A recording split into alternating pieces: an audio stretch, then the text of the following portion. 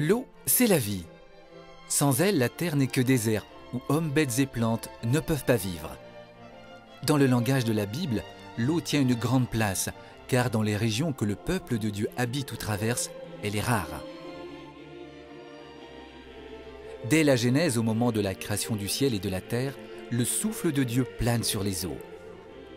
Puis il y a les eaux du déluge, les eaux dévastatrices qui engloutissent les vivants à l'amorce d'un monde nouveau que Dieu promet. Il y a l'eau de la mer Rouge que Dieu fait reculer pour sauver son peuple de l'esclavage de Pharaon en Égypte. Il y a l'eau du fleuve Jourdain que les Hébreux traversent pour entrer en terre promise. C'est dans ce même fleuve que Jean le Baptiste propose un baptême de purification et de conversion pour préparer le peuple à la venue du Messie. Par solidarité avec les pécheurs, Jésus lui-même viendra au Jourdain pour être baptisé par Jean. Ainsi, dès le commencement de sa vie publique, Jésus utilise naturellement le symbole de l'eau pour parler de la vie de Dieu. Dans la Nouvelle Alliance, le Christ institue un nouveau mode de purification. Aux noces de Cana, il l'annonce de façon symbolique. Il change l'eau destinée aux purifications rituelles en un vin délicieux.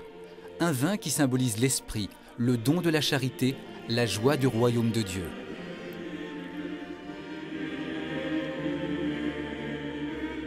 C'est sur le lac de Galilée que Jésus appelle ses premiers disciples, à la suite d'une pêche miraculeuse, signe des eaux rendues fécondes par l'action de Dieu. Au puits de Jacob, Jésus rencontre la Samaritaine. Dans les étendues désertiques du Proche-Orient, le puits est le lieu de l'eau vive, de l'eau qui jaillit des profondeurs.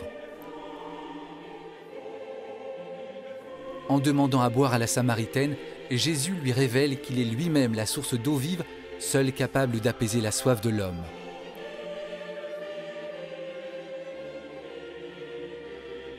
À l'heure de la Passion, du côté ouvert de Jésus, s'écoule du sang et de l'eau. De son sein couleront des fleuves d'eau vive, dit l'Écriture. C'est ainsi que Jésus parlait de l'Esprit, que devaient recevoir ceux qui croyaient en lui. L'eau est le signe principal du sacrement du baptême. Le futur baptisé est plongé dans la mort pour renaître à la vie du Christ ressuscité. Véronique, je te baptise au nom du Père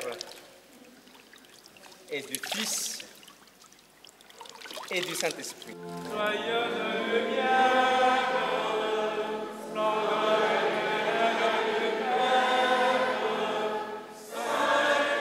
C'est comme un bébé qui vient de naître.